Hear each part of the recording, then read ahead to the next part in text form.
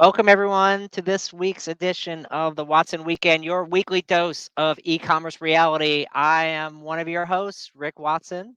I'm his other host half, Jessica Laseski, kicking a Chanel throwback for our wonderful guest that Rick's going to introduce today. So, welcome everybody. It's Friday. We're going to get into it. Yeah, I'm glad. Did you survive the eclipse, Jess? I did. I had the worst mom fail moment of now, like I guess 40 years, because there's not going to be another one for then.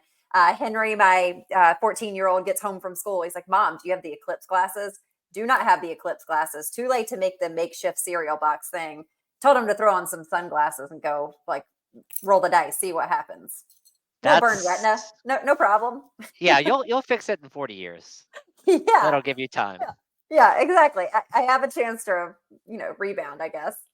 It's a little better than the fail that I heard that public libraries, some of them were distributing fake glasses. Oh, that's a good one. Did you also see the glasses recall from the ones that were sold on Amazon? And I love it because the recall comes out day of, hey guys, don't wear these glasses you bought on Amazon and you have no time to go fix it. So, but Amazon doesn't take responsibility. Don't Fake worry. product on Amazon. Fake news. I think Also this is not their fake also news. not their problem. So Yeah. Look, this is going to be an exciting episode. We have a great guest, which we will talk about in a minute. Headline Hangover. We'll talk about eBay, JCPenney, retail media, and AI. The main topics will be around the state of luxury and a deep dive on Abercrombie, which seems to be making a comeback after um, a troubling past. And we have a new segment on the show. Despite all better judgment, we have invited Nick Kaplan, fashionista and friend of the show, back for a new segment we have, Kaplan's Corner. I can't wait. I cannot wait. And none of us have seen it. So who knows? Yeah, we don't know what the heck he's going to say, but here's what we do know. He's going to be better dressed than either of us, number one. Point one. 100%. Yes. Point two is he's going to be reporting from the field. Even though he's in the office, he'll be in the field office. I'm Yeah, not sure. We'll have to ask him about it. we needed to amp up the show with a field reporter. So we're going to see what happens. Exactly. He's like the original John Oliver before John Oliver became John Oliver. Yes, exactly. We're cooking up some good stuff here. So what else? So in the beginning, let's talk about this day in history, shall we?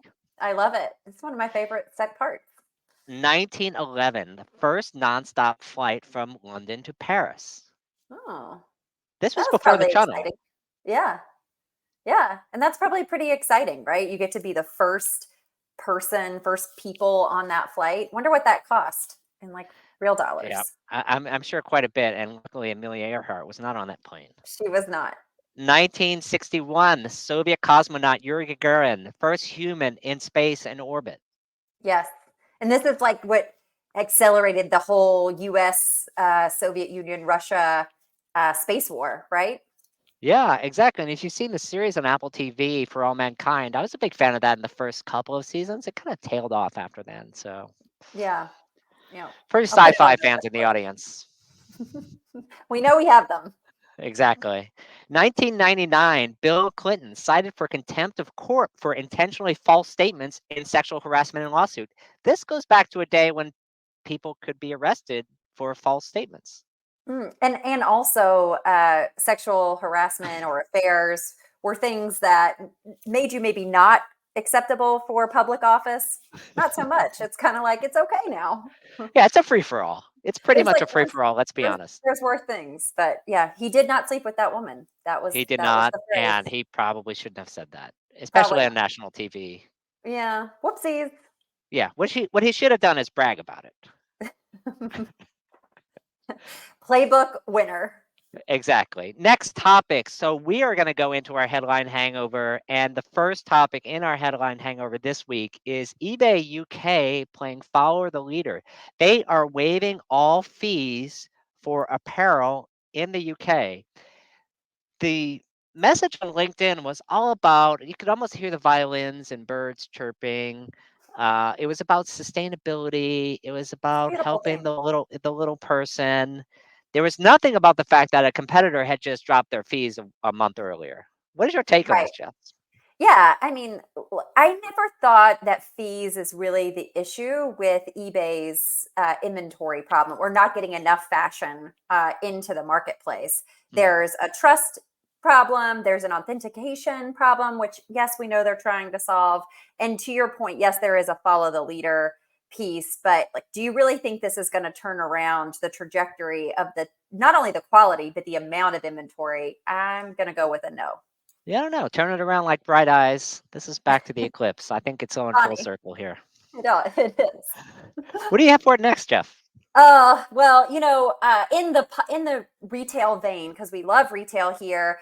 If you had $1 billion in your piggy bank and your J.C. Penney is your playbook, you invested in revamping 664 stores. Rick, what It do you think? sounds like a risky playbook. You Yeah. would tend to think that the first thing you do is fix your core concept before you invest in improving it 664 times over. Yes, exactly. So, still not clear on really what the playbook is, but I think they're like in the spirit of why wait? We're just going to start throwing some cash out. We're going to reopen our first new store with this renovation plan, and I think the question really is this going to work? Yes, 60 to 70% of their retail sales are rooted in brick and mortar, but there's just so much competitive pressure, right, Rick? I mean, you've got Shein, you've got the whole retail landscape is different from when J.C. Penney originally started. So, is this billion turnaround plan the path to prosperity? Yeah, I mean, look at this point, JC Penny, are they an off-price site? And is TJ Maxx going to take them over just for the real estate? So, I expect activist investors coming here soon, and that's what we'll see about that. In other news, in the advertising world, adverti- agency execs in the retail media universe are complaining that there are not enough dollars to go around. Essentially, retailers are looking at retail media advertising as a savior of their revenue streams from a Yes. profitability point of view. But the fact is that after Amazon, Etsy, Walmart, Instacart, it really falls off a cliff in terms of what brands actually have money to support. And so, as a result, is retail media really going to be the savior, or is it just more of a hope and a dream?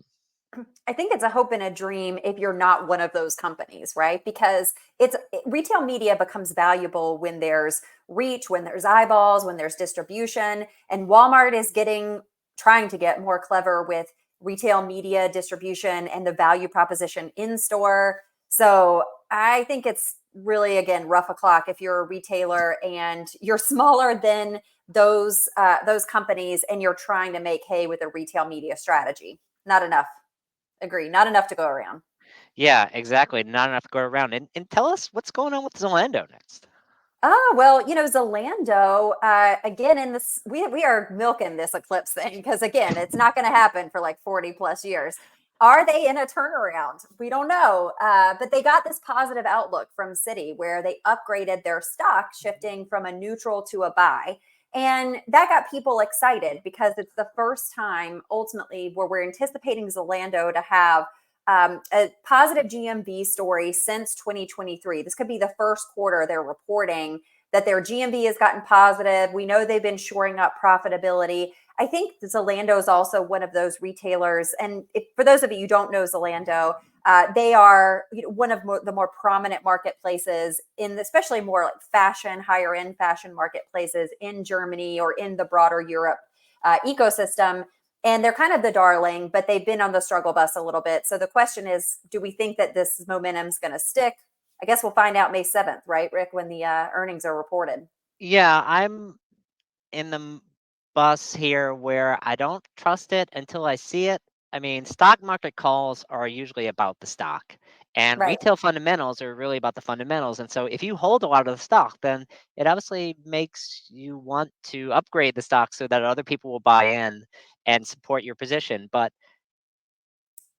with Shein coming into Europe more and more, and sustainability being a question, does Zalando have the staying power and momentum? Their stock certainly hasn't seen it in the last few years, and so I give it a little bit of skepticism.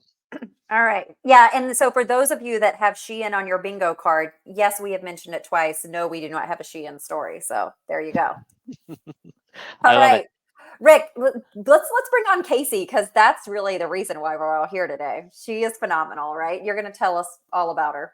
Yeah, Casey is a futurist, and she's actually no stranger to the reality of retail. She's a two-time retail technology founder, startup advisor, rethink retail expert, an advocate for women in technology. She's been an operator in both fashion and enterprise supply chain technology, something you don't always see all the time. No. And her career is about digital enablement, particularly in the luxury sector. Her startup, LuxLock, focuses on a customer-centric commerce experience platform that merges digital and physical. So I would love to welcome to the show Casey Golden. Hi, I'm so excited to be on here with you guys. We're usually chatting in a back channel. So thank Yeah. you very much for letting me join. Something you may not know is that I'm also an OG Abercrombie. So Oh, I can't wait. I really hope that the brand finds its way to something John Abercrombie and Ezra Fitch could maybe be proud of. Yeah. Well, you're going to help us unpack that story too. And Casey, I did wear my Chanel for you. It's like the one Oh, luxury piece I see, we're own, getting all but you can't see it. fancy. And I have my quote here, my headline, the Chanel throwback, because her famous quote was, "Women should be two things, classy and fabulous." And we can't wait to unpack the luxury market with you and what your perspective is on it. Yeah, I mean, she wouldn't be thrilled about 99.9% of the people wearing her product, but that's a whole nother discussion. Yeah, it's either that Yikes. or it gets burned. So what's happened? Yeah, or it's bought fake on Etsy.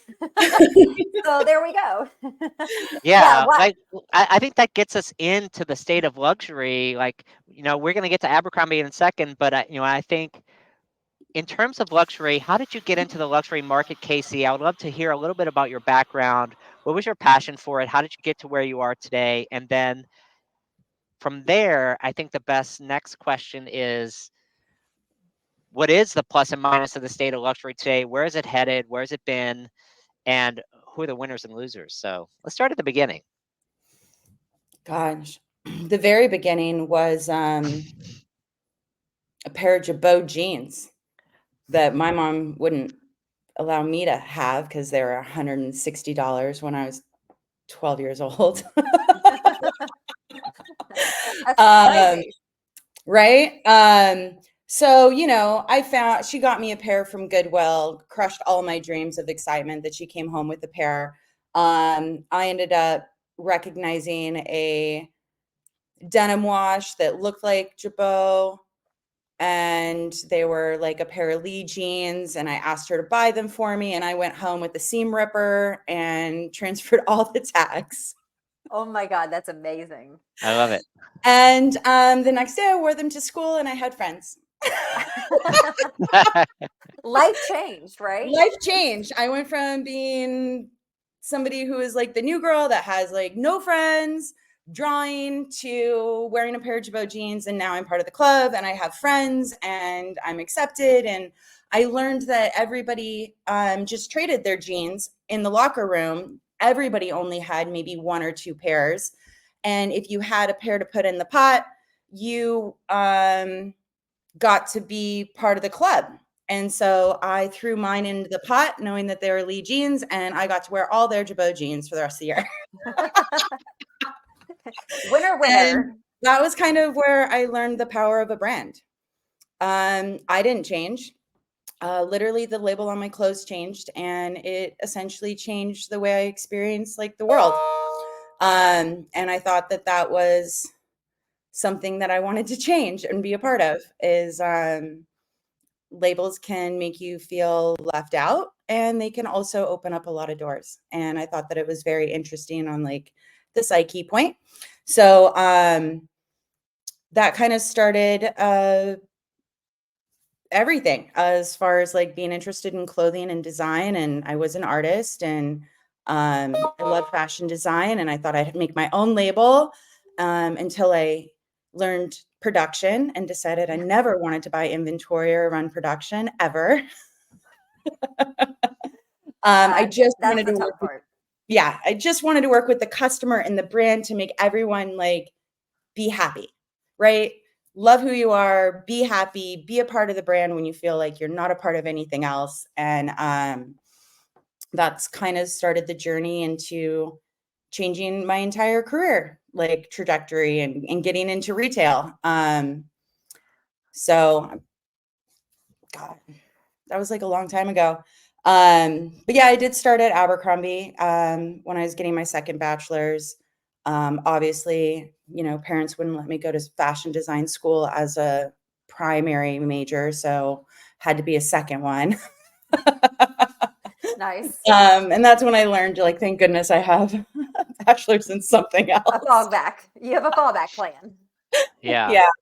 But yeah, it was just I got into the personal shopping and loved being in front of the customers and making them happy and feel good about themselves, and just kind of was $1 million seller.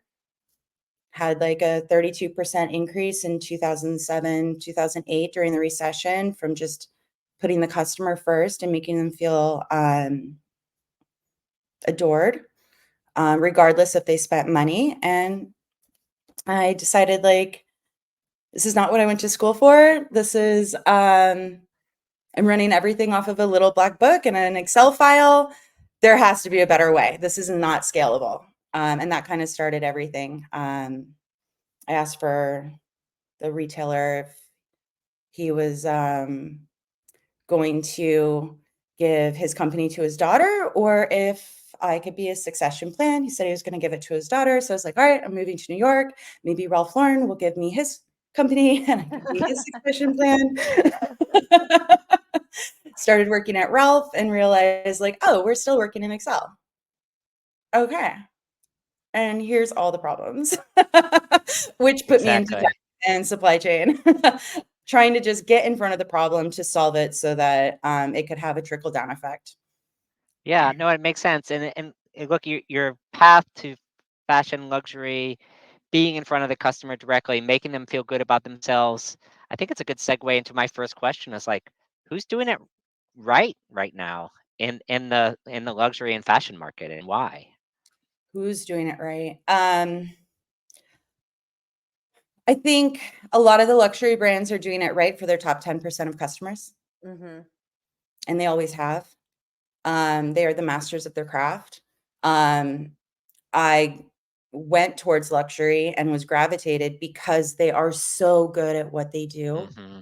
and it is so beautiful. The style and the feel and everything. The creation, the art, the style, everybody that works there is incredibly passionate, and the customer really, really, truly matters. Mm-hmm. It's just that I found being able to deliver the same level of experience and turn awareness into love wasn't happening for a brand new customer unless they met Right. a sales associate at a And major and cosmopolitan town. yeah, and you talked about the experience for the 10%. What is it about the experience for the top 10%, but they're doing so right that they're not replicating for the other 90%? Well, it's a lot of it is manual and it's 100% individualized, right? Mm, Like nobody's serving Jane as people like Jane. Right. That's not good enough for luxury. It is her and her alone. And it is not for people like this person. It is they're part of your life. There's a relationship. There's mm, it's enjoyable when you shop and you chit chat. And sometimes your sales associate's like literally the only family member that doesn't forget your birthday. Or um a lot of times when something traumatic happens or something celebratory happens, that salesperson is actually your first call.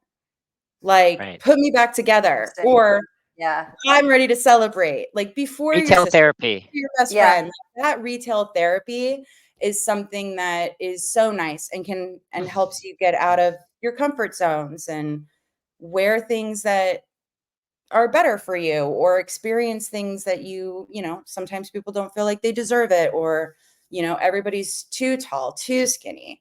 to this, to that. And I think what happens at like top tier luxury is you're absolutely perfect.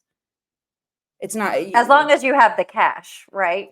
exactly. As long as you have the cash, you're absolutely perfect. Let's go grab a tailor and fix this. Yes.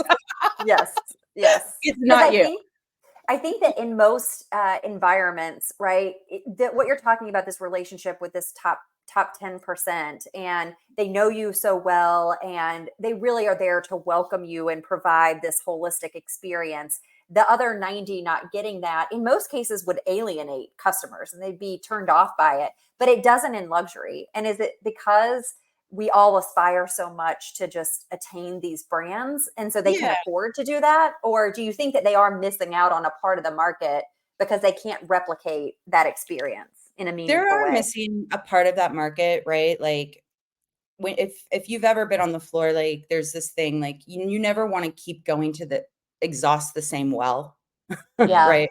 Like you Yeah. do need new customers. It's just how do you manage, right? If you're doing $2 million in sales as a one person with a Mhm. little black book Mhm. and maybe Mhm. an Excel spreadsheet or something that's kind of helping you, how do you manage the 900 to 1,500 clients that you're serving right now and that are like your primary plus the other 7,000 that you've touched this year?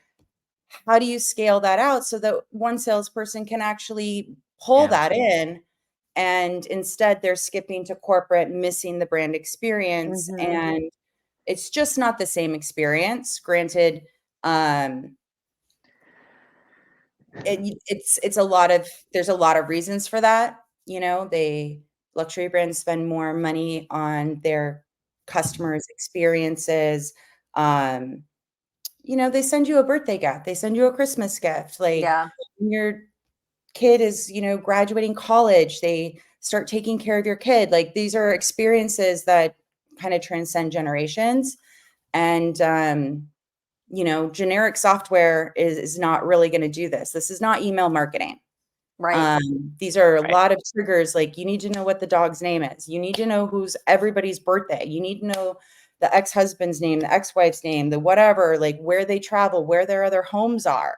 You Yeah. know, Yeah. like that's part of all the scheduling. And And it sounds like you're talking about traditional e-commerce marketing is you're talking about segments and cohorts and people that are lapsed and coming back, but this sounds much it's more like personalized is the wrong word because you're talking about one to one, it's one to really. one. How do you individualize a customer's experience? And for me, I don't look at luxury as a dress. I look at these brands as they go to restaurants, hotels, a lot. They're shopping online. They're shopping at. They have 3 home stores, maybe not Mhm. just one. They travel and very often, and they're going to visit another store or a restaurant at the other store. And something that you know traditional brands like don't have is that Armani owns restaurants. Louis Right. Vuitton is opening up restaurants. Ralph Lauren has coffee shops. Like these are all consumer touch points. When you exchange money, we got commerce going, right? So Right. it's Yep. all retail and it's the country clubs and the golf courses. And how do you spend your time? Are you a yogi or you like sports? Like luxury Yeah. brands really get to know what you love Yeah. and you get US Open tickets in the mail. But Right. like, how do you scale that to being able to get a $4 coffee when you roll up to Ralph Lauren's coffee truck? Comp it. Stop spending all this money on Facebook ads and just take care of your customers when they're standing in front of you. Like that's my philosophy. Your Right. customer's standing in front of you. Just Right. kind of do what you're doing and take care of them. And then you have a lot of this stuff. Look, for those who have stores, but then you have the sort of online ones. Like I would love to get your thoughts on Farfetch because you have the situation where so much promise, and then it seems like we're kind of going out with a whimper. So they kind of lost something along the way, and kind of given this sort of one-to-one backdrop that you're talking about, is that part of why Farfetch overextended themselves, or do you feel like they can turn it around? Hi, there we are, Jess. There we are. Yeah, no, there's nothing they can do to turn it around. In my opinion, and I hope, right? So in my opinion, they never had it to begin with. My last startup, I was essentially, it was like 2011. I was Farfetch in the back and Stitch Fix in the front, essentially. So I decided I didn't like the business model because all I did was give all of my money every month to Mark Zuckerberg. And I had no money to buy a bottle of wine for a customer that like spent a lot of money with me this year or was brand new. I had no, I'm spending money in the wrong. I just want to spend money on customers. I don't care about anything else. Yeah. And I think that that's really where it is because I come from like a very interesting like background. I love the brands. I respect the brands. I love people and I want that connection to be made. And so a lot of these business models, especially in retail, it's like they hate the customers and they hate the brand, their vendors. Right? Like they just kind of enter into it like, we don't like you. I would never charge a brand 30% commission because I've been on the other side. I would never give you 30% commission. Right. And so like you just hate them. And so and when you don't take care of your salespeople and that are talking to your customers, you must hate them too. Like, why are you not taking care of like the two things that your business is built on? So, I mean, Farfetch made sense. The matches fashion, the Farfetch, the marketplaces, the luxury brands were not ready to go to e-com. Right. They were still learning, right? They watch and learn. You know, Chanel has a $10 billion business without selling online. Yep. They're not hurting that they're going to miss out on something if they don't go to e-com today. So they're watching, learning, deciding like, does this even fit? Is it against our DNA? Self-service is against luxury's DNA. So you're going to have a room filled with people that are like, no, we do not do self-serve. And like, well, we have to do these things. We do not do marketing and ads. No, we build dreams. And then, you know, so there's this constant clash. That's there. So I'm hearing aspiration. You definitely have to take customers on a one-on-one basis. I'm hearing that how do you construct a mass e-com business model around it? I'm having trouble putting it together in my head. Is there a case for this? So where is the bridge between luxury brands should just stop going online, which clearly shouldn't happen, like because the customer is at least gaining aspiration online, to where should they go next? Like where should they invest their money on a digital sense? Yeah, I mean, I think that when we look at, I mean, if you look at Farfetch on like their best year, they did like $2 billion in sales, gross profits like half of that, and they spent a third on marketing. Imagine if they spent a third on customer experiences. Yeah. They probably wouldn't have high turn and they wouldn't need to go out to get more customers because their customers are there. I think luxury is all about retention. And I think that's the primary is that when you shop with a luxury brand, you don't have like a 4-year, you don't calculate your LTV off of 4 years. These are like 20, 30, 40-year relationships. You don't just wake up in the morning and say, I hate Valentino. Like, it's very rare. You loved it then, you love it now. And it's just a matter about how much can you get? Can you start with a lipstick when you're in college to being able to buy your first bag or your first pair of shoes? And it really comes down to like, it's a very long customer journey. How are you going to manage that? And I think with digital, it's these luxury brands were like 80, 90% wholesale. It wasn't something that they were taking on. It was Saks' problem. It was Neiman Marcus's problem. They managed that customer relationship because there was only very few locations that you could shop in person. If you wanted a Chanel collection, then you need to get on a plane if you don't live in New York or Paris or whatnot, right? You have to get on a plane. And it's a whole experience on you making that purchase.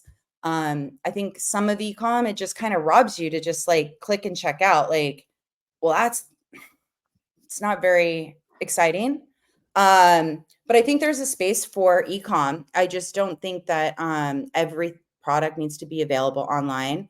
I think it's more about how do you scale the reach of a sales associate, and how do you anticipate your customers' needs at scale to start doing more experiences in bulk.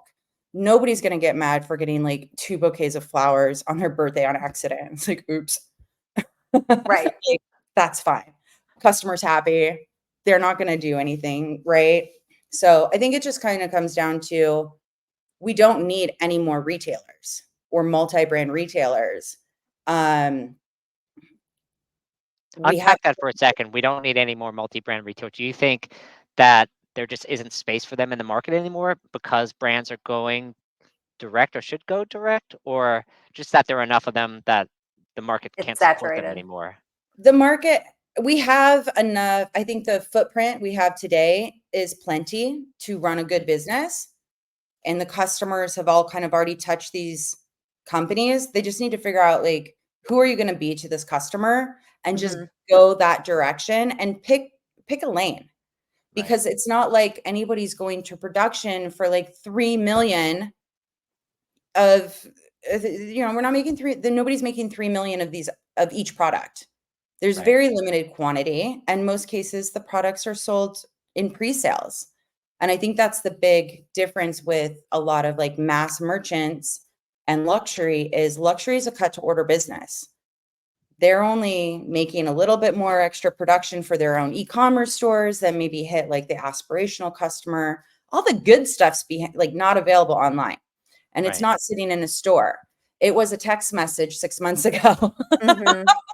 So Right. what do you think about, though, there is so much negative PR around luxury brands either burning materials or because they don't want to flood the market. What's your take on that, and what brands need to think about as it relates to excess inventory, or do luxury brands just literally don't care because they don't want it out in the market?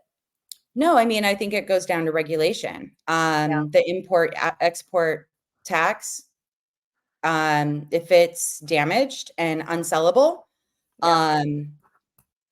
you're saving like $30 million by burning it or cutting holes in it. There is no regulation advantage. There is no tax cut for donating it or Right. actually taking care of it responsibly. So these are really big numbers just for how much it costs for a sample line. And you need 3 sample lines. They're all destroyed because they need to be imported Yeah. and as non-sellable goods. And so if there's going to be change, it has to start, in my opinion, with regulation. Yeah. So what's your take on like Poshmark, some of these, the Real, some of the resale sites? Do you feel like they have their place, or are they just as dangerous potentially as Farfetch in a different way? No, I mean, I don't think like Farfetch was dangerous. I just think like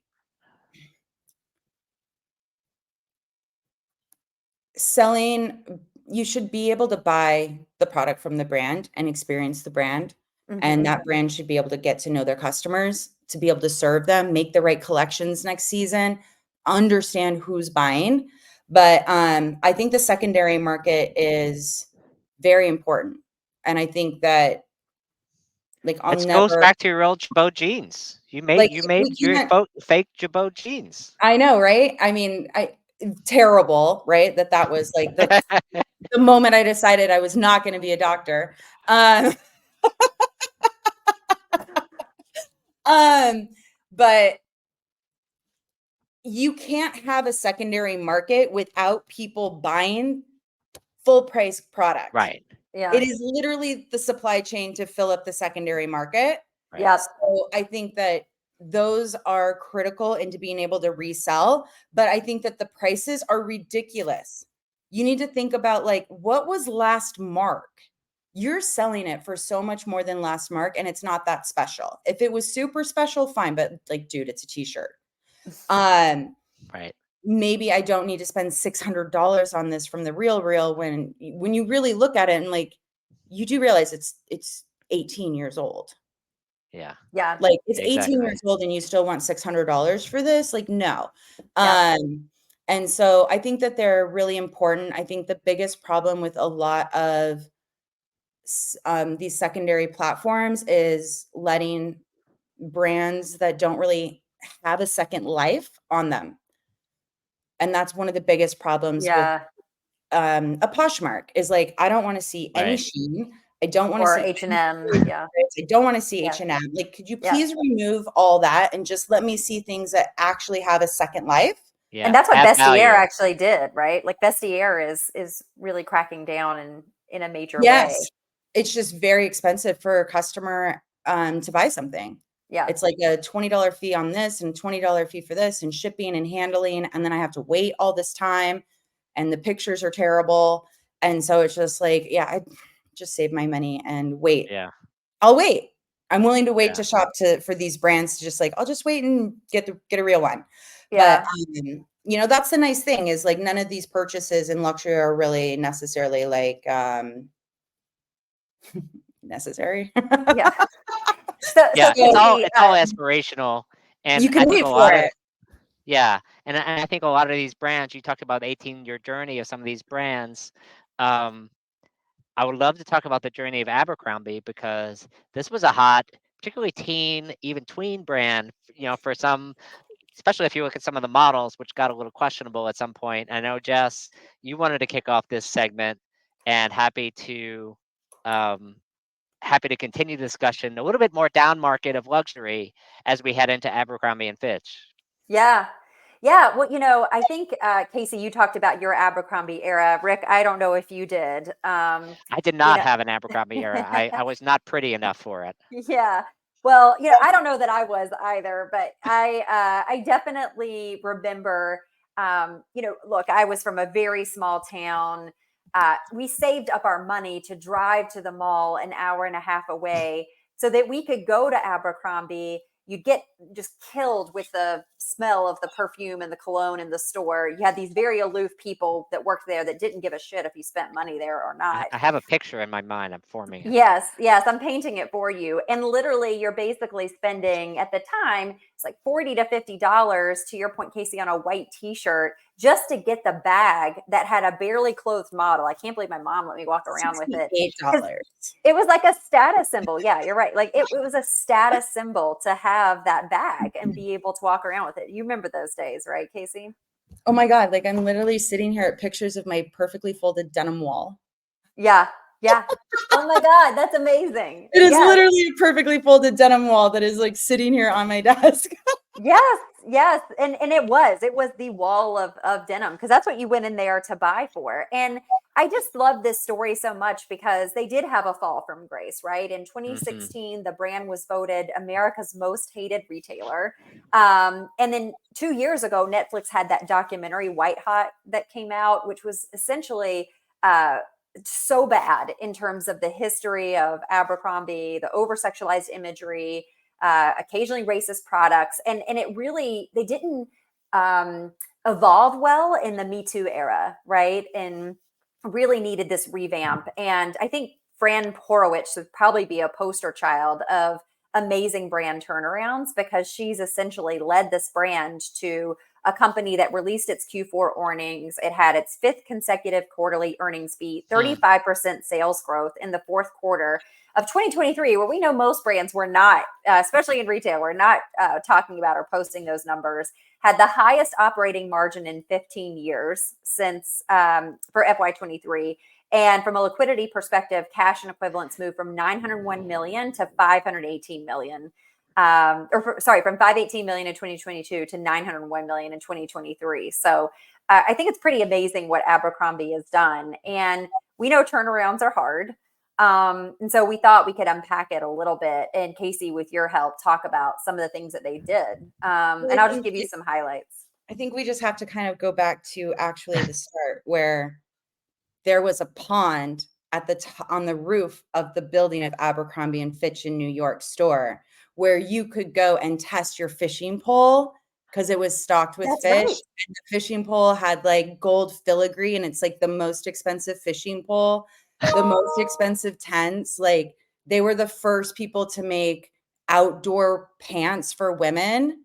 Like Yes, it was a luxury brand. it was.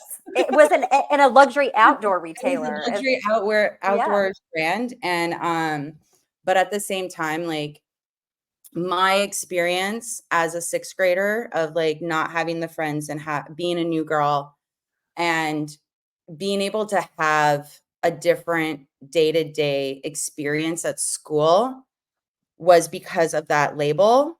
yep. And the hottest thing in junior Wow. high and high school was Abercrombie and Fitch at that time. And I 100%. related it with it so much. It's like the Yep, Lulu of today. It was just basically. like you being a kid is hard. And school is just so mean. I love these younger kids. They seem so much nicer than my experience. I'm like, TikTok would never have survived when I was at this age. But as somebody who was like in it and like a store manager, and I was at all the football games in the high schools and colleges recruiting talent and everything like that. I loved my store and I didn't know the bad things, right? Mm. I Yeah, loved the fact that it was the only store in a mall that had a scent. It was a yep. distinctive experience as soon as you cross the threshold. It was Yes. darker. It had a It was smell. dark. It had You the can't music. see Very in there. I know, right? No. It was a completely different experience walking across that threshold. And I Right. love the fact that they created that brand experience where all the bags are sprayed down with Fierce so that your room at home smells. And as soon as Yes. the smell goes away from your bag, it's like, I have to go back. Yeah, absolutely. But And yeah, it is amazing, and I think it's super interesting with the shift and what they've done. Where they had a lot of different problems, right? They had the brand equity problem. They had this overlap with Hollister, where it was essentially the same products being sold, maybe a couple Right. different colors because they had the same merchandising team. To now they've revamped and closed a bunch of stores, replacing them with smaller ones. Rick, I know you love a good supply chain story too. Casey, as do you. The inventory improved by like 30%. They've been able to reduce and improve their supply chain. They've basically gone through a holistic rebrand, which God love them, because a lot of brands don't have the appetite for that or the stones to carry it through. And they've evolved their whole merchandising strategy around this notion of we're going to be there for the customer for 96 hours. Our customer lives for the long weekend, and they plan around what those weekend activities are. And it might be going to a workout class, or it might be going to a girls' weekend, or it might be going to a wedding. But it's all revolved around this customer. And you talk, Casey, so much about how luxury brands know their customer so well. And I heard, their head of merchandising, Corey Robinson, talk about that, where they're like, their denim designer studied YouTube videos of women trying on jeans and talking about the waist gap. And they realized that they could solve that problem in a new way. And their Curve Love jeans now make up like half of the denim sales. So, what's your take on that? Like, it I takes mean, a lot, I Abercrombie and think. Fitch looks good. I mean, it looks Yeah, good. Like that place has always been a very tight ship. I mean, the way that they manage to have teenagers run stores, yeah, I don't think they get the appreciation for how tight of a ship. Every single middle drawer has a stapler on the right. Every yeah, single hour, these pages print out from a printer. Like it is legit a tight ship from what I remember. yeah. But they've done a great job as far as like I walked by a store on Fifth Avenue last month, and I walked by and I was like, whoa, you guys look like really good. And I Yeah. walked in there and I was just like, okay, love the color palette, love the variety. I'm like, I kind of want like a lot of stuff right now. I Yeah. still buy Abercrombie. I never really stopped. I'm probably way too old to be wearing it, but it's still a big staple in my wardrobe. I just bought a vintage Rule hoodie from eBay. If There you we go. remember, like the Rule I love it. Yes. price launch a while. You're eBay's last shopper, Casey. I know, right? So I think it looks really good. there is a gap for certain age group. Yep. I think one thing that nobody really understood is that Abercrombie and Fitch was always like it's kids clothes. Yeah. It was kids clothes. Hollister was kids Yeah. clothes. Yep. Annie was Yep. kids clothes. Yep. Maybe Makes we don't sense. need so many adults in Abercrombie and Fitch, but right now it's pretty much like it's good. Yeah. It's good That's enough awesome. to bridge Well, the age gap there. So And I'm pretty hopeful. yeah, no, it's great. I mean, and speaking of good, I know you have some uh a quick slide to kind of wrap us up on the Abercrombie side, yeah. how that turnaround has manifested themselves on the stock side. I just want to stay up. I'm a big techie, so I have to talk about technology again. I was like reviewing Abercrombie's tech stock, and I know Casey's a big Frankenstack person. Speaking of Frankenstacks, we're talking about HCL, the old WebSphere, still on Abercrombie's site, Adobe Experience Manager. None of this hot new stuff, yet they were still able to turn around. Why? Yep. They got smart about their inventory, they got smart about their brand and their customer experience. So I'd love for you to walk through that a little, Jess. Yeah, yeah. I mean, I think that's what's pretty telling, right? Is they really listen to their customer, and whether it's their head of supply chain, their head of merchandising, their head of brand, they're constantly talking about we're listening to our customer, reacting. Back in 2019, when they talked about their transformation initiatives, they're like, we are going to position our supply chain for speed, agility, flexibility. We're leveraging data analytics to offer the right product at the right price at the right time. These are pretty basic retail fundamentals, and yet they're working well for Abercrombie. So I think what this really is a testament is, like, you don't need NFTs, you don't need Bitcoin, you don't need some of these like flashy things. You just need to really operationalize and master the basics and the fundamentals of retail, and give give your customer what they're looking for. So look, this has turned out really well. We're going to flash this slide because we talk about the Magnificent Seven. We hear, in the stock market all about Nvidia. And is it really Abercrombie or Nvidia that's There like we go. playing the stock game here? I mean, this is like talking about a 300% increase, in just in 2023. And so I think it's pretty impressive. And there's like a question, I think, from an analyst perspective, from industry pundits. Are we industry pundits? I don't know, but will they have the staying power? So, Casey, I'm curious. Like, do you think that Abercrombie's got what it takes to go like the next 5 years and achieve this plan of what they call by 2025 they're going to achieve like $5 billion in revenue and 10% operating margin? Will they get there? I mean, I think we have to decide like what's going to happen to the malls. As far as like locations, they could have what it takes, but I can't really bet on a lot of brands right now because I feel like there's not a really strong identity.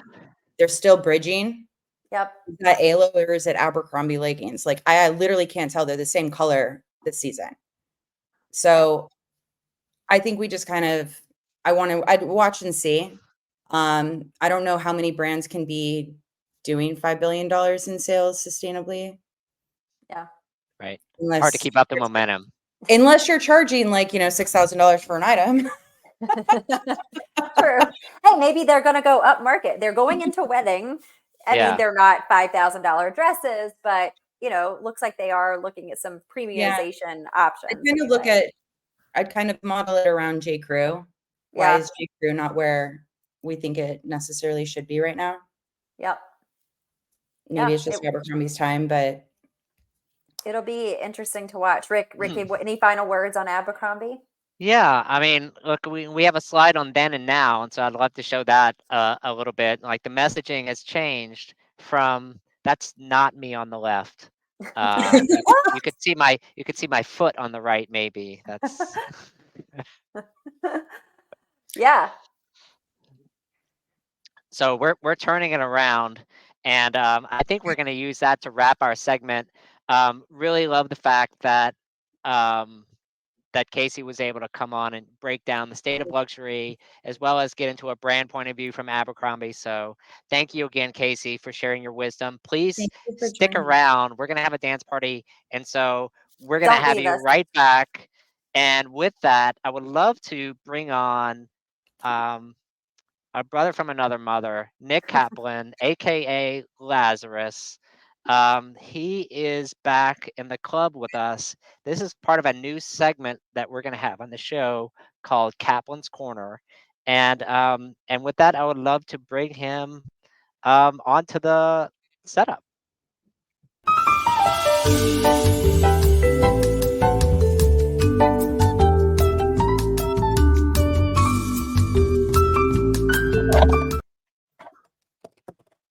Hello, hello. I mean, there's so much material for me to work with here. Gerbo jeans, I wore them as a kid. So my first job was at Saks. I've really enjoyed listening to this, and it's a fantastic time to be back with you guys. I cannot believe that you were crazy enough to seat me in front of a mic on the show again. But thank you. So when I was hosting for Rick, my true brother from another mother who's close to me in proximity at the moment and spirit, I thought there needs to be a view for the people, like the agencies, the consumers, the little guys that you pundits just kind of talk a bit about. Are we pundits still? I don't know. I think you're getting there. So so as a person of the people, you've given me this opportunity to periodically drop in. I think I will sometimes actually try to be in the field. Oh, I'd like to see that. Fun. Spice it up a bit. Not on the subway, though. That's dangerous. I mean, I'm a native New Yorker. I don't know. It's by the subway at this point could be as safe as anywhere based on what's happening here. Although if my wife has her way, we will no longer be New Yorkers soon. But I do think that, today, and based on a lot of what you guys talked about, I chose to kind of come in and chat a little bit innovation, right? Because in thinking about kind of Clayton Christensen, the innovator's dilemma, and at a moment in time where I think a lot of C-suites are getting some credit for innovating, I don't think that we as a kind of commerce-facing industry do innovate well, but oftentimes out of desperation take credit for it. And as we sit in this Darwinian moment, I think that my focus today is sort of talking about, innovation.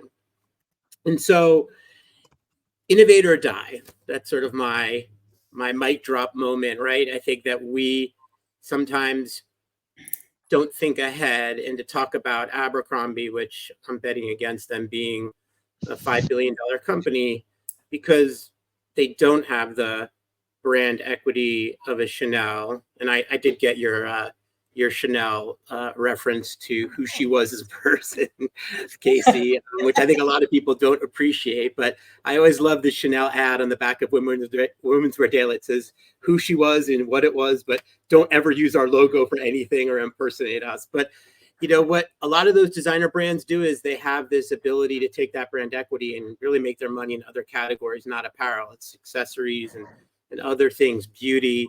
And so as I look at how we think ahead as an industry and the digital product that we think about and the opportunities that we try to take advantage of, we often don't. I think that we are an industry that's steeped in, that's the way we've always done it. Why risk my job if I don't need to? I don't want to be the first one. If you come back to me and tell me, hey, this person has done it, I would then be willing to risk my job. And so I think that we really need to look ahead and say, we talked about this once, Rick, I think when you were out, Jess and I were talking about, I don't remember what, so many great conversations. So many. But we were talking about, you don't want to raise capital when you have to raise capital. Right. It's very expensive. You want to raise capital when you don't. And I think that we get very bifurcated in our organizations. We are very territorial. We think that we can tell the customer what they want versus listening to the customer to hear what they need and want. Right. And as a result, our hubris leads us to a place of, well, why would I already, who has a tight operating margin, why would I actually take profit away and have to speak to my board or speak to the public markets and say, you know what, we're actually going to forego our dividend. We are actually going to invest in infrastructure. We're going to invest in people. We're going to invest in data. And as a result, we may be taking one step back, but we'll survive. We might even thrive and live to fight another day. So today, in my first Kaplan's Corner, I will say to the group, hopefully it's large and getting larger, that we have to pause. We have to think through how we're making our investments, and we have to invest in our future, invest in our ability to be thoughtful and accept the fact that we need to innovate and foster cultures of innovation to be able to fail fast, learn, evolve, and most importantly, survive. And that is Kaplan's Corner, episode 1. I like it. Thank So you. great. This is amazing. Thank you for coming on the show. We'd look to have you back on a regular basis, sharing your wisdom. One point I took away is don't raise money when you need it. Raise money when you don't need it. Get your rainy day fund in check and listen to your customer is another big theme of what we have. Guess what? The people who buy your stuff are the people who matter. All right. It's time to dance. Here we go, Casey. Show No, us your moves. yeah.